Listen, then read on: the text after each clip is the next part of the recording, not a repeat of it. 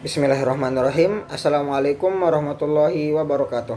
Perkenalkan, nama saya Muhammad Abid Alfaq dengan NIM 200110116.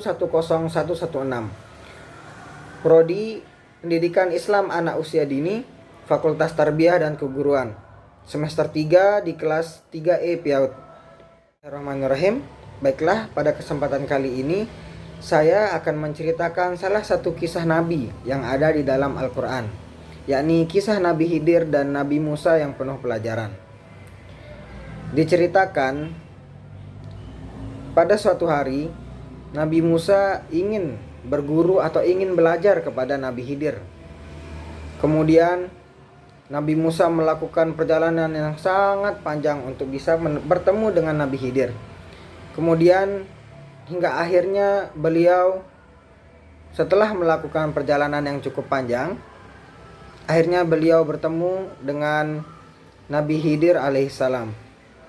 Kemudian beliau atau Nabi Musa langsung mengatakan perihal mengapa ingin bertemu dengan Nabi Khidir, yakni ingin belajar dan menuntut ilmu kepada Nabi Khidir.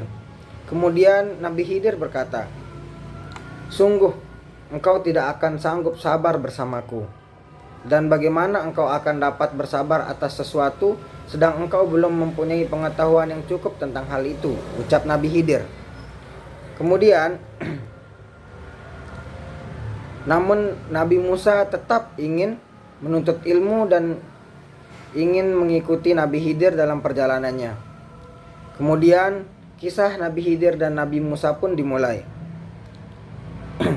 Namun Nabi Khidir meminta satu syarat kepada Nabi Musa agar dibolehkan untuk ikut bersamanya, yakni Nabi Musa tidak diperbolehkan untuk bertanya tentang hal-hal apapun itu kecuali setelah diizinkan oleh Nabi Khidir alaihissalam.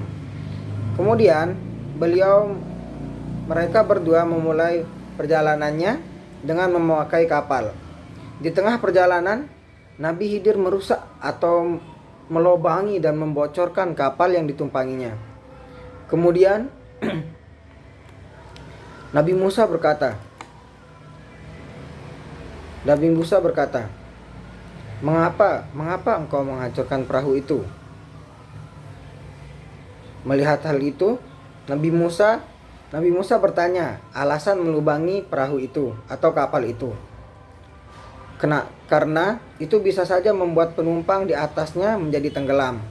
Kemudian Nabi Khidir pun mengingatkan Nabi Musa untuk tidak bertanya dan mengatakan bahwa Nabi Musa tidak akan bisa bersabar bersama Nabi Khidir. Kemudian selanjutnya ketika sudah sampai di daratan, Nabi Khidir dan Nabi Musa bertemu dengan seorang anak kecil. Kemudian Nabi Khidir membunuh anak kecil tersebut. Lantas Nabi Musa bertanya kembali. Kemudian Nabi Khidir pun mengingatkannya bahwa Nabi Musa tidak akan mampu bersabar bersamanya. Kemudian mereka melanjutkan perjalanan. Sampai selanjutnya mereka berdua sampai di sebuah gubuk dan mereka disambut ramah oleh penduduk-penduduk di sana. Kemudian Nabi Khidir pun melihat terdapat dinding rumah yang hampir roboh. Kemudian Nabi Khidir dan Nabi Musa membenarkannya atau memperbaiki dinding rumah tersebut. Kemudian melihat hal itu, Nabi Musa pun kembali bertanya, Kenapa engkau melakukan itu?" Kemudian Nabi Khidir berkata, "Engkau tidak akan mampu bersabar bersamaku." Gitu. Jadi di setiap perjalanan atau setiap yang dilakukan oleh Nabi Khidir itu mempunyai hikmah. Yang pertama yakni kenapa Nabi Khidir membocorkan atau merusak kapal atau perahu yang ditumpanginya, karena Perahu yang ia lubangi itu merupakan milik orang miskin, sedangkan di depannya terdapat raja yang rakus yang akan merampas setiap perahu dan kapal yang lewat. Sehingga hal itu dilakukan untuk menyelamatkan perahu tersebut. Karena jika perahu tersebut sudah rusak atau tidak layak pakai, maka raja tidak akan mengambil perahu atau kapal tersebut. Kemudian anak muda atau anak kecil yang dibunuh adalah merupakan seorang kafir, sementara kedua orang tuanya adalah orang mukmin, sehingga Nabi Khidir khawatir jikalau sang anak bisa membawa orang tuanya ke dalam kekafirannya. Kemudian yang ketiga atau yang terakhir, yakni menjelaskan kenapa Nabi Musa perihal dinding yang dihancurkan, yang diperbaiki kemudian dihancurkan. Menurut Nabi Khidir, rumah tersebut milik dua anak yatim dan di bawahnya tersimpan harta bagi mereka berdua. Ayahnya merupakan orang yang soleh.